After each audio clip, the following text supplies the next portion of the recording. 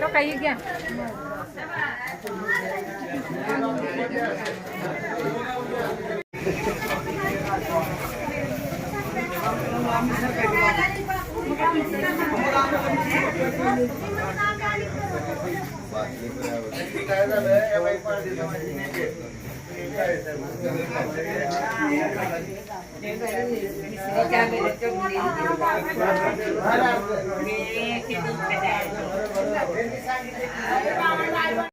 हां ओके. आज इथं शिबिर घेण्यात आलेलं आहे जो की शासकीय अतिक्रमण जागा आहे ते नियमाकुल करताय आपण. काय काय कागदपत्र लागणार आहे तो आपण हे कागदपत्र कुठं जमा करायचे? महायुती सरकारनं माननीय चंद्रशेखरजी बावनकुळे साहेब यांनी मागील 40 वर्षापासूनचा जो प्रलंबित प्रश्न होता गायरान जमिनीवर राहत असणाऱ्या लोकांना स्वतःच्या नावे कबाले देणे किंवा सातबारा नोंद करणे तो विषय मार्गी लावलेला आहे. आणि भारतीय जनता पार्टीचे नेते लोकनायक राणादादा यांच्या नेतृत्वाखाली मी आणि वंदनाताई पवार हे इथं नगरसेवक म्हणून निवडून आलेले आहेत. सुनील काळेसाहेब पारधी समाजाचे नेते आहेत आणि बापू जगन पवार हे आमचे सहकारी आहेत. आम्ही जो आहे पारधी समाज आणि या भागातील पापनासनगर या भागातील सर्व जे लोक आहेत ज्यांची 2011 पूर्वीपासूनची घरपट्टी आहे किंवा मतदार यादीमध्ये नाव आहे त्या लोकांचे फॉर्म भरून घ्यायचा आजचा हा कॅम्प आयोजित केला आहे.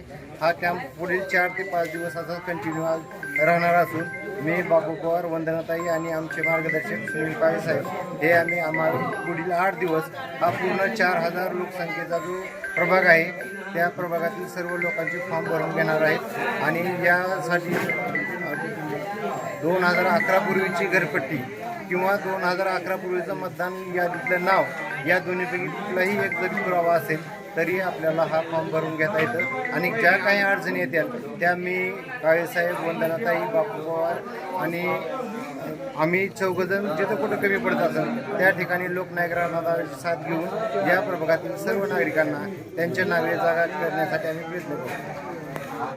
आज 426 विभाग प्रभागामध्ये शिबिर घेण्यात आलेलं आहे. नेमकं कशा बाबतीत शिबिर घेण्यात आल्यामुळे काय नियोजन करण्यात आलेलं आहे?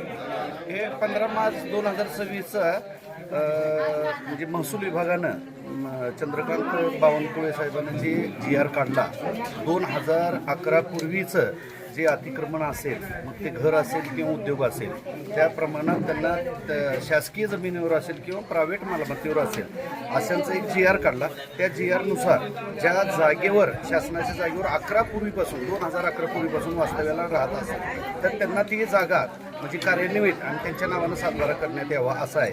परंतु आनंदाची बाब अशी आहे की ही 426 गायरान जी आहे धाराशिव शहरामध्ये आहे आणि शासकीय लँड आहे म्हणजे गायरान जमीन आहे म्हणजे माननीय जिल्हाधिकारी साहेबांच्या अंडर येणारी जमीन असल्याच्या कारणानं या 426 गायरांवर किमान 4000 तरी कुटुंब वास्तव्याला 2011 सोडा परंतु 30 ते 40 वर्षापूर्वीपासून वास्तव्याला आहे.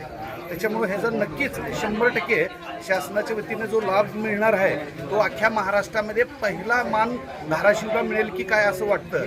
एवढं अतिक्रमण शासकीय जमिनीवर महाराष्ट्रामध्ये कुठेही मला तर आढळून आलेलं दिसत नाही. ते इथं प्रमुख आहे आणि 18 पगड जाती धर्माचे लोक इथं वास्तव्याला राहतात.